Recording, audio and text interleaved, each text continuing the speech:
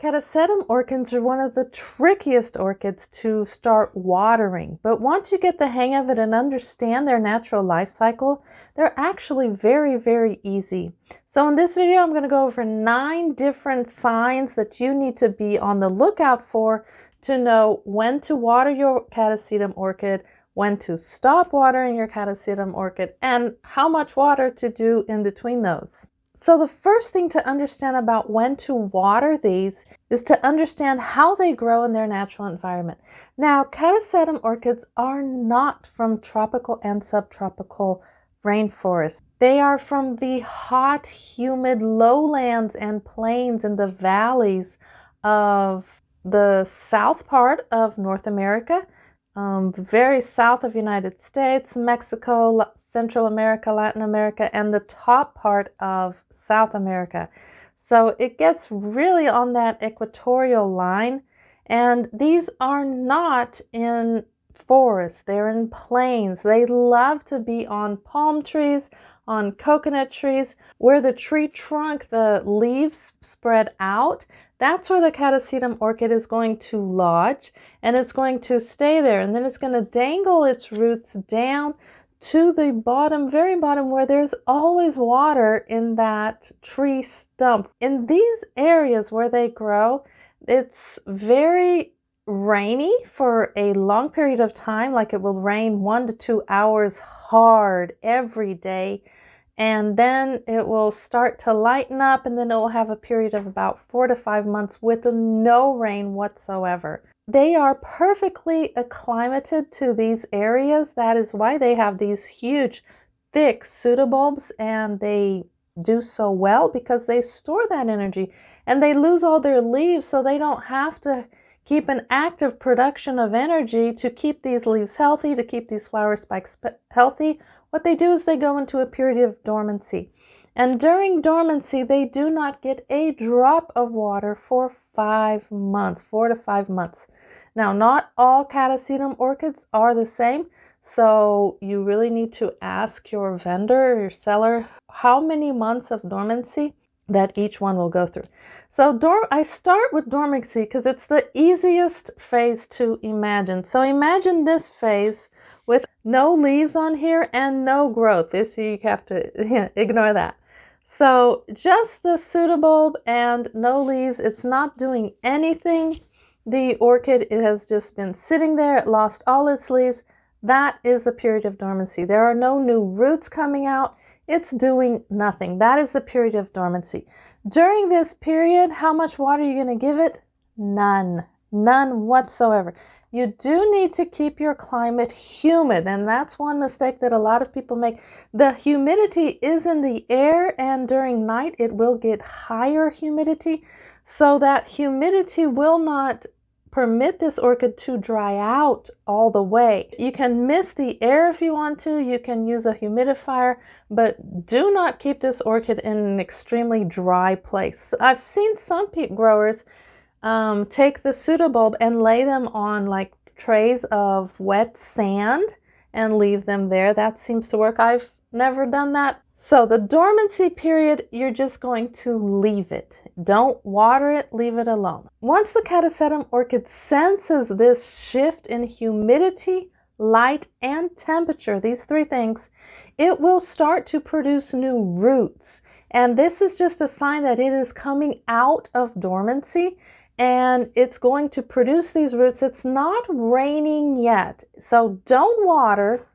Forget the water. When you see the new roots, that's the perfect time to repot. If those roots reach the old potting media, and you can watch a whole video right up here about repotting a Catasetum orchid.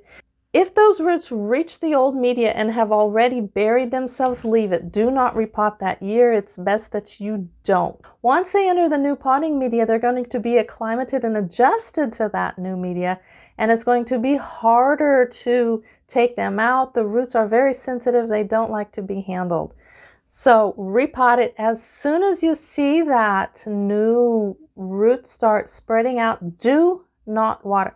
And when you repot, you can put moist sphagnum moss on here, not dripping wet. If you water this, it will hinder the growth of the Catasetum orchid altogether. With those roots, it will think it's watering time, I need to stop root production and start something else. And don't worry, because these pseudobulbs are the storage unit. They will hold up these 5 months easy, easy, easy. That's what they're adjusted to. That's what they're used to. Mother Nature just knows what she's doing, and she put this orchid with this huge pseudobulb to actually survive these kinds of climates. Once you see those roots coming out, you have repotted. Do not water, but yet raise the humidity. The orchid needs to sense this rise in humidity to send out more roots, and that's what the humid sphagnum moss is going to do. So these roots are going to grow from 3 to 8 inches. Okay, if you can keep your orchid up to 8 inches of roots, and they're going to grow down in this potting media all the way to the reservoir of water. Those roots are going to sit here and just soak up because they love that water. Don't water until you see that these roots have actually grown 3 to 8 inches long and have reached the reservoir. That is extremely important. So always analyze. I mean, these can get very wrinkled before it's actually time. They're made for that. But if it gets extremely wrinkled, like if this one here is plump, but if I start to see if the grooves really, really drive into the orchid and it's starting to totally deform, water. Once the roots have already reached down into the reservoir, then you can start watering your orchid. You're going to start with a little. Remember, they're not accustomed to getting this water. They're going to have to learn. If you water this a lot, these roots aren't going to be able to absorb this. That water is still going to sit there because it is in a reservoir.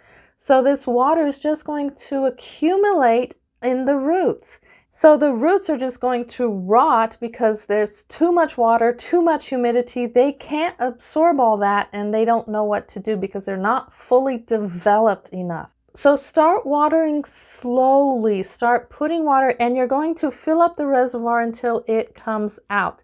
Then the roots will be able to actually drink that water. There is bark in here, and so it will absorb that humidity too. It's the perfect time to let those roots actually grow down and become strong and healthy.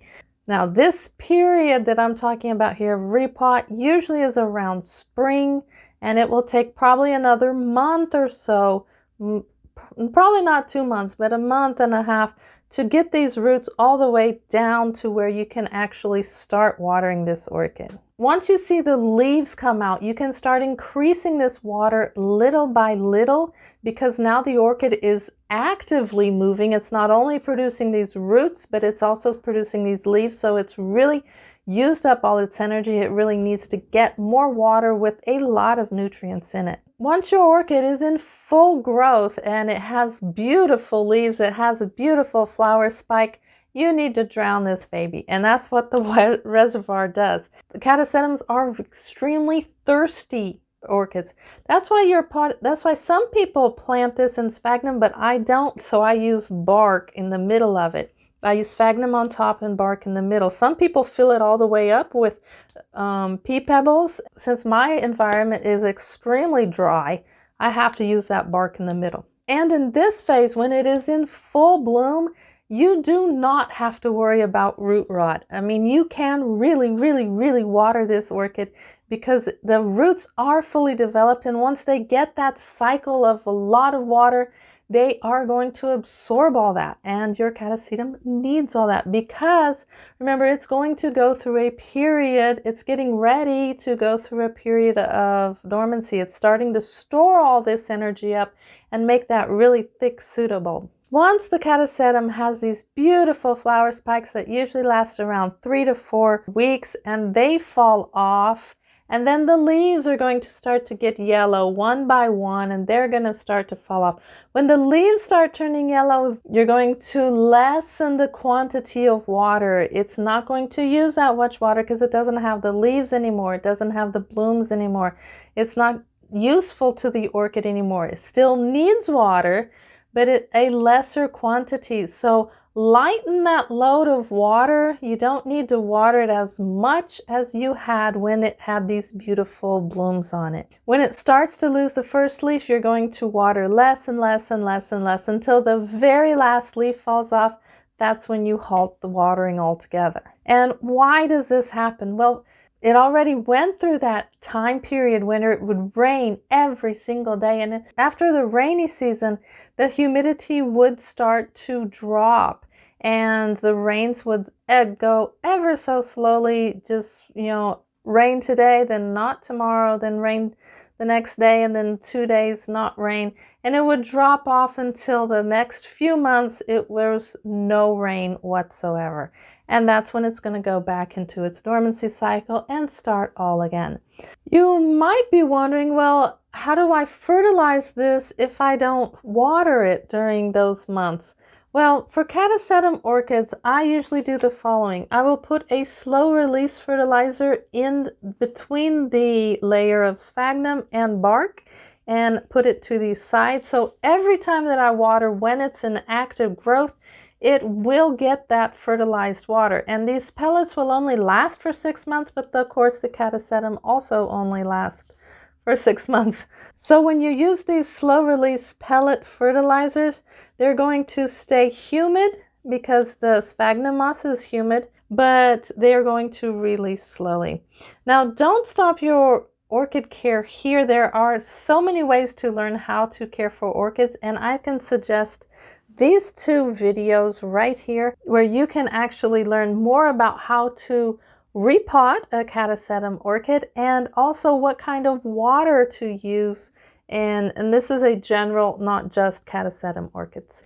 In all, thank you for watching this video, and I wish you the best in your orchid care.